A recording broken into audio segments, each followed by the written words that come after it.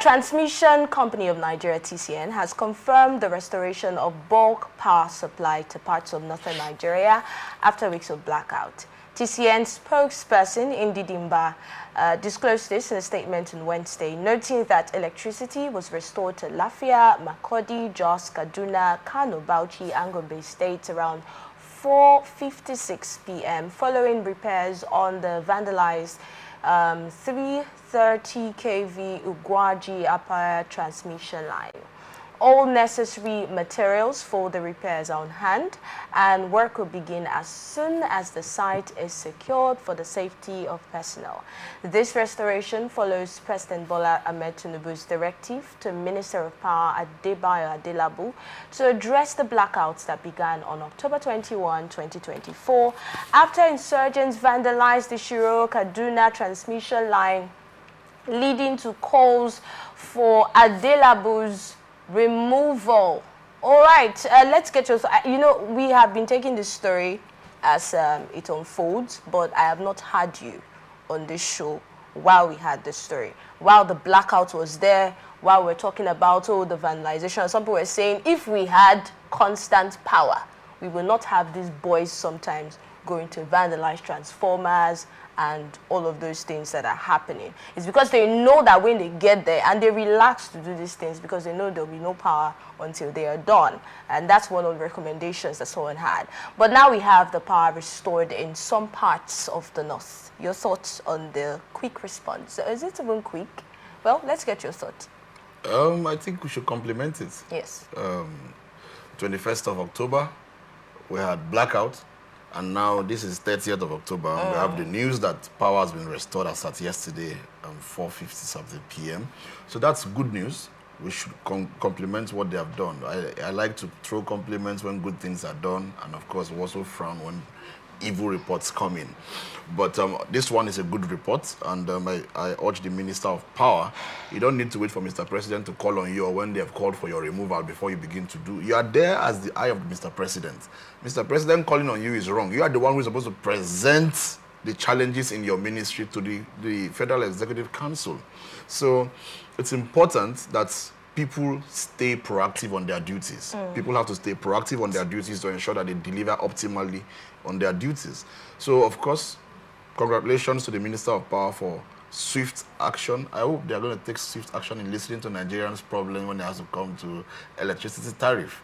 But we hope one day, Minister of Power... Even if that is handled today, are we going to call it swift action? It's not swift again, because it has been there for a long time. Swift or no swift, action will be action. Okay. So we hope that happens one day for the electricity tariff discussion that has been on ground.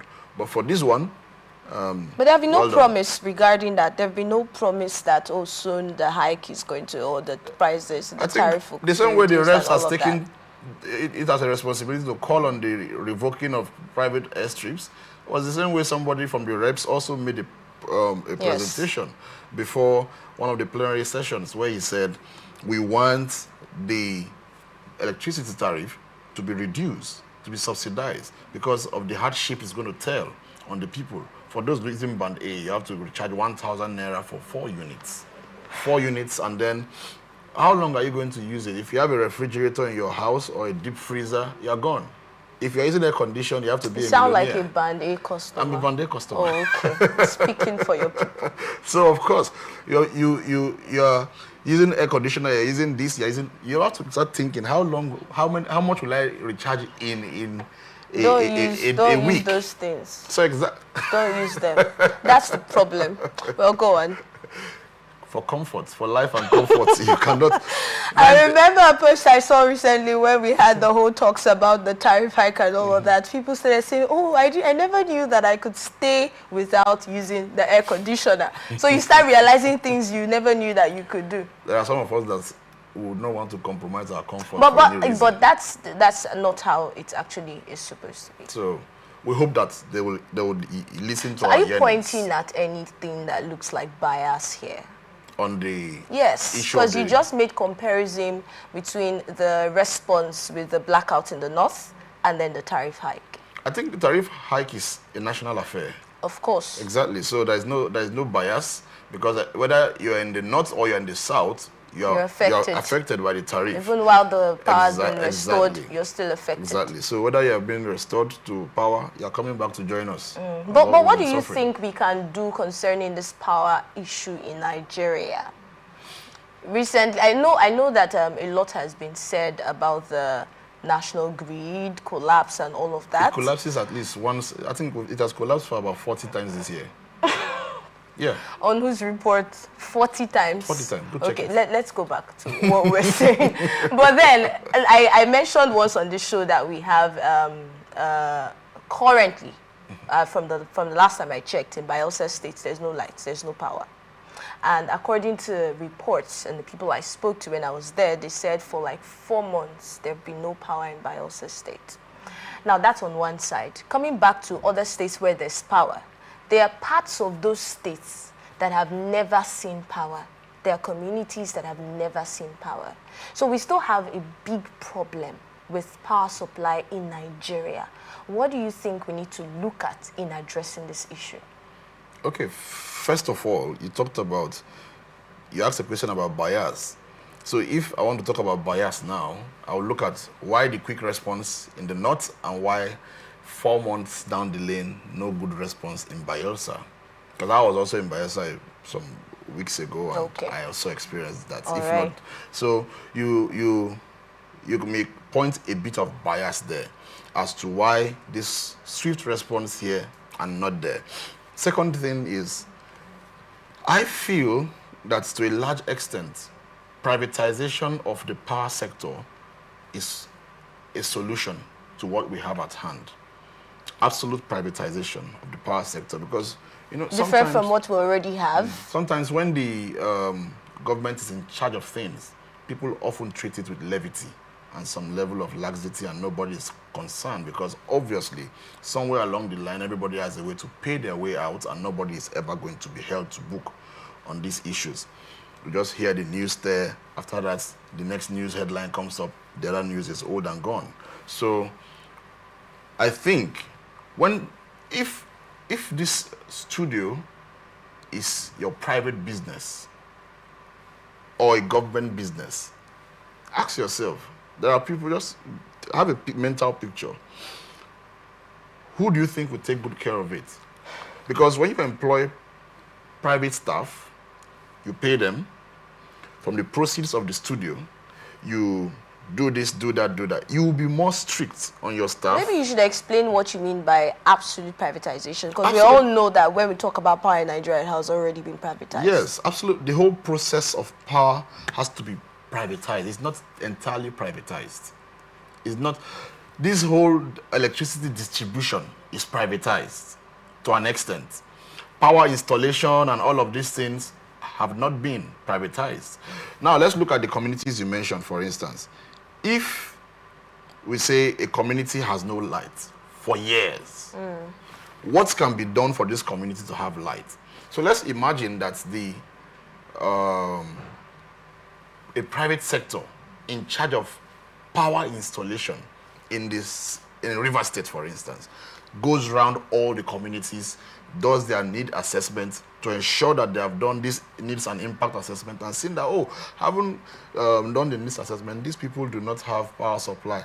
Haven't done the impact assessment, is adversely affecting them in this area and that area. Their businesses are not thriving because of this. So at the end of the day, we are recommending to the state government, or recommending to this, that this should be done. This community, that community lacks light. At the end of the day, you realize that there will be a swift response than when you leave everything in the hand of the government. You have communities who have never had light at all. They don't know what at the end of it, they don't even know what it feels like to have a refrigerator at home, because you cannot have a refrigerator when it's not going to be powered. And then at the end of the day, you realize that it becomes campaign promises. Campaign promises. And it has been over and over again. Of course. And then when probably the chairman is going to come, the local government chairman knows that he's going to come back home during the holidays, and perhaps he's going to come back home, and of course some of the government functionaries are going to come back home.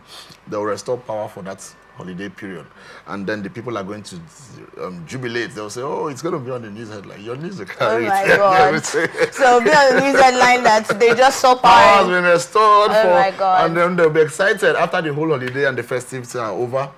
goes back to what normal. it used to be. So these are the issues that we have to look at.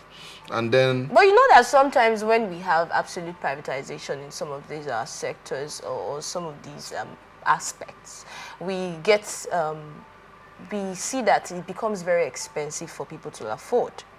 Let's look at education. People have been calling for absolute, autonomy for these universities. And the lecturers have told us, in fact, ASU has told us, that if we have that, some Nigerians will not be able to afford education anymore. It will not be very expensive. In fact, I had a member of ASU here who told me that to train an accountant might cost up to 600,000 naira. So you'd have students who will be out of school because they can't afford education.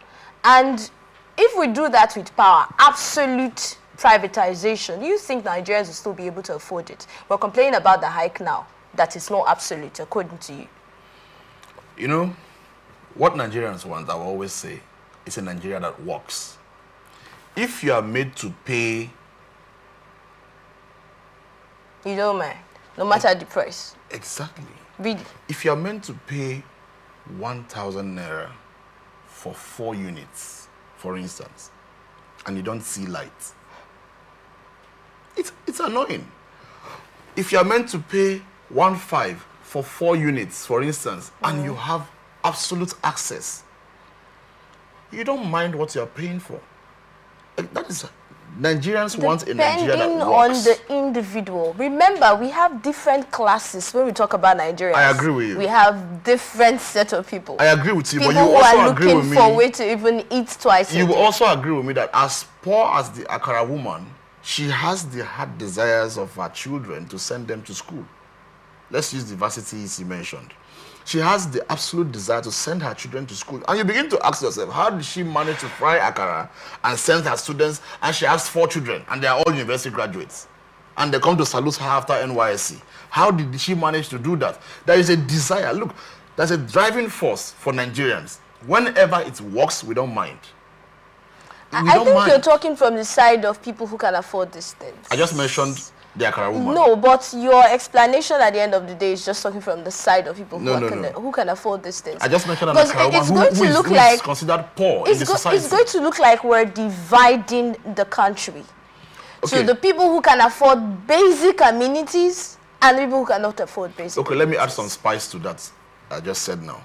So if, for instance, the varsity procedures are privatized, or I'm not calling for privatization anyway, but he just mentioned that, autonomy and all of that. I'm very much against that, because I know that most of these people who are in power today are people who enjoyed Nigeria when university was absolutely free of charge. They were eating in school, they were feeding them, they were sleeping in hostels for free, and they come here to truncate the whole process and begin to complain in the reps and all of these senators. They are not. No, we'll talk about education. Exactly. And you hit it more. I feel that, for instance, if we say this cost, that's when the topic of subsidy comes in proper. You get the point? I'll use Germany as an example. In Germany, education is tuition free. You don't pay fees in Germany. But you know how expensive it is to do this education in Germany, for instance. But it is tuition free for citizens, for foreigners. Who is paying for this? Subsidy through the taxpayers' money. So Germany does not joke with tax. You don't owe a person's salary in Germany. The government will come for you, not the person. The government will come for you, because from the tax proceedings, the government is able to keep the state running. Germany runs a social system. You can't almost get poor that you cannot afford food in Germany. The state will cater for you, because things are working. Look, when you come to FIRS and all these places, they're taking tax every day. Where is taxpayers' money going to? Big question. Is it used to fund the luxurious lifestyles of politicians alone, while the taxpayers are suffering? They cannot have access to basic amenities. They have to cry and suffer and die. If you're talking, sadly, but if you're talking about subsidy now for electricity, are we still going to say that is absolute privatization? If the government is still coming in to pay subsidy? If the process is privatized, then there is a hike in price, like you said, and some people are not able to meet up with it. The government can decide to subsidize supply. So if it's possible, if you think it's possible and it's viable, right? Yeah. Why can't it be done now, even before the what you call absolute privatization? We should ask the reps who are sitting That's a down big there. question. Because if we're recommending, if we're making recommendations now Yes. concerning that, and we're hoping that that should be done at that time, something that can be done now, what is the change? What's the magic that's going to happen in the country that would all of a sudden make it possible? You know, it has to do So with that's decision. already looking like, yes, that's already looking Decision. like more hardship on the people, don't you think? No, let me tell you something. Let's look at this. This thing is a chain. Okay. This is a power company. They are in charge of power installation, power distribution, power generation, and all. This is a power company. They are supplying to this state, for instance. Let's use River State.